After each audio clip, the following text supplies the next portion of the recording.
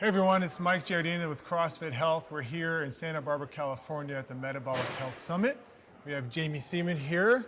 We're going to talk a little bit about some nutrition and exercise and women's health. But before that, Jaime, can you introduce us to you and tell us a little bit about your background and maybe a brief description of what you're going to talk about at the summit? Absolutely. Well, thanks for this opportunity. So I practice in my everyday life as a OBGYN. So I deliver babies, I do surgery, take care of women from teenagers all the way to women in their late years. But my background, I was a former collegiate athlete, have a background in exercise, nutrition science before I went to medical school. So a little bit different than a lot of my colleagues. Yeah. And then after I completed my OBGYN residency and started working in private practice, I actually went back and did an integrative medicine fellowship. So once again, a little bit different than how a lot of traditional doctors practice. I have a very, very, very large focus in my practice on nutrition, metabolic health, how we can prevent a lot of the diseases that people get over their lifetime.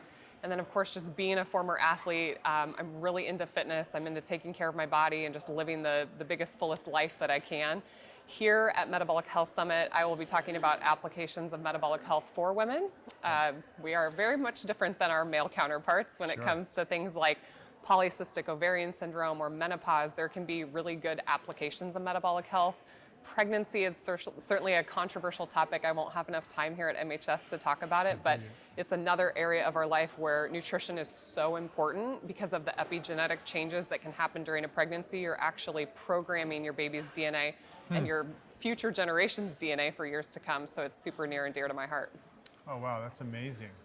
Well, awesome. Well, along those lines, I'd love to ask, start off by addressing some, I think, common criticisms in different types of nutritional protocols in women's health, specifically fasting or low carbohydrate diets. And one of the things that I tend to hear a lot is how it can be detrimental to women's hormone levels if they're following some level of fasting or doing some type of ketogenic or carnivore style diet. Yeah.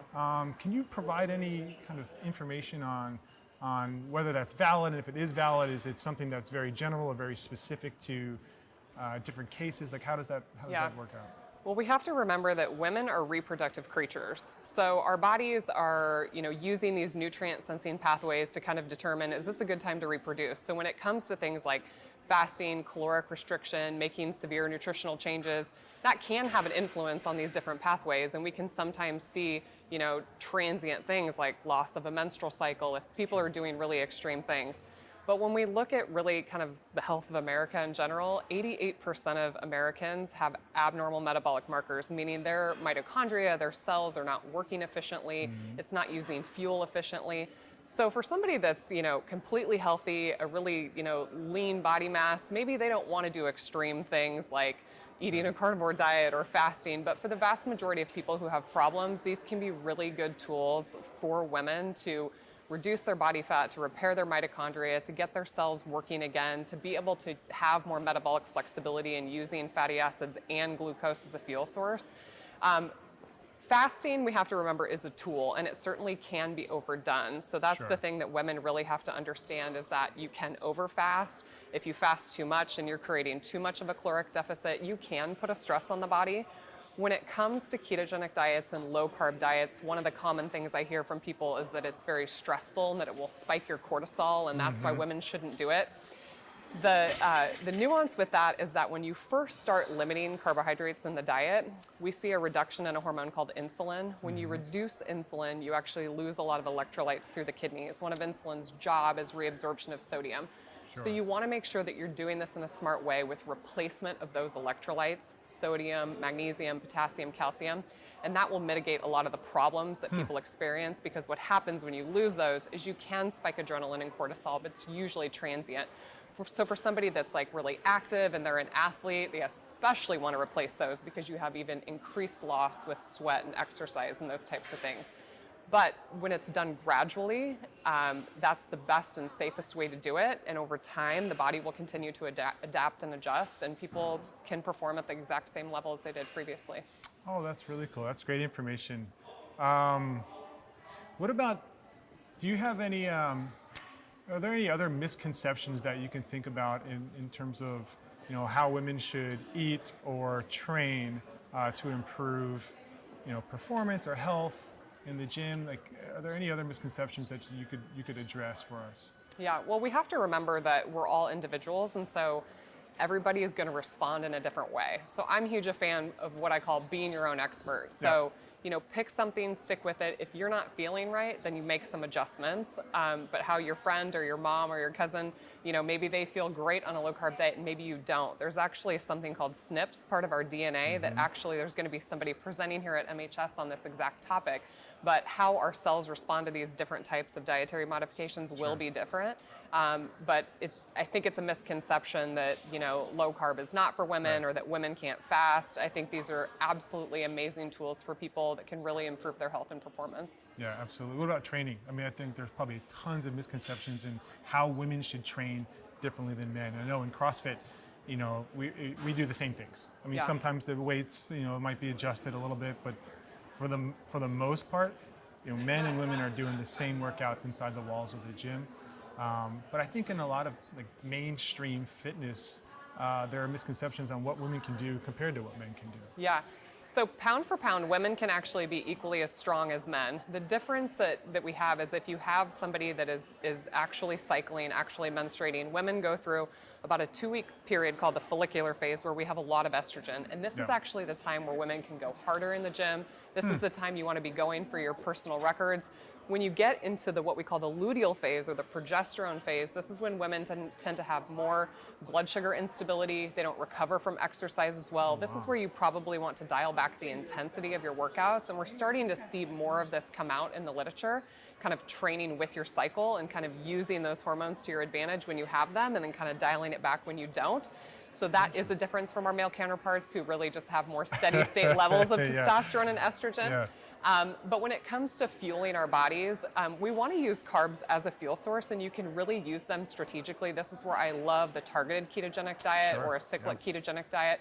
But one thing we really know is that if you train in a low carb keto adapted if you do this for weeks, if you train the body and then bring in carbs for things like a competition, that's where it really can be advantageous. Yeah, for sure. The other thing that can be super advantageous is if somebody doesn't feel well on a really low carb diet or they're having trouble adapting, and we're going to hear a ton of this here at MHS, is using things like exogenous ketone salts and ketone esters. In the CrossFit world, I know there's a new study that they've been using with athletes, and there's a huge increase in performance using things like ketone esters. So that's another thing that women absolutely could play around with and try. And it's that's cool. I love women in the gym. I love that women are in CrossFit, and we need more strong female leaders in our world. It's been pretty amazing being part of CrossFit since 2006, 2007 to see the progression of the women athletes. Not only in the gym but at the games. It's unbelievable. Things that I think people never thought that you'd be able to see, happening side by side between the men and the women athletes. It's awesome. It's so cool to see. What about just 1 or 2 tips in terms of diet and or fitness for women athletes looking to improve? What are hey, here's a couple things that you should definitely try or do in the gym? Well, I think what women need to remember is we need to eat nutrients. And so I think, people can really get stuck in this diet culture and just really focusing on calories and things like that. Like I said, our bodies are a reproductive machine, so we really need to focus on nutrient density of our foods. I personally am a huge fan of eating lots of nutrient-dense animal foods. So getting things like red meat is not bad for you. Saturated fat is not bad for you. These athletes, they need these amino acids and these fats to repair and regenerate our cells, and our hormones are all made from fat. So we can't be afraid of eating a good amount of fat. And then when it comes to training, we have to remember that muscle is actually a very metabolic organ. It is something that long-term is going to protect women against things like diabetes, heart disease, osteoporosis, all things that affect women when they go through menopause. So I encourage all the women out there to continue training hard. It's good for your bones. It's good for your muscles. Eat to fuel your body, and that's how we're going to become healthier in this world. Awesome. Thank you so much. And before we end, where can the CrossFit community get more information about you, what you're doing, more talks, podcasts, those types of things? How can they follow you just to get more information? Absolutely. People can find me. I'm really active on social media.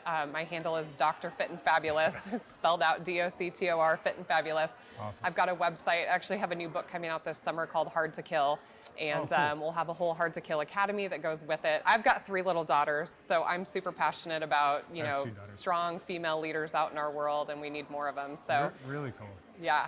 I'd love to talk to you about your book after this, because at CrossFit Health we have just started a book club, so I'd love to be able to fun.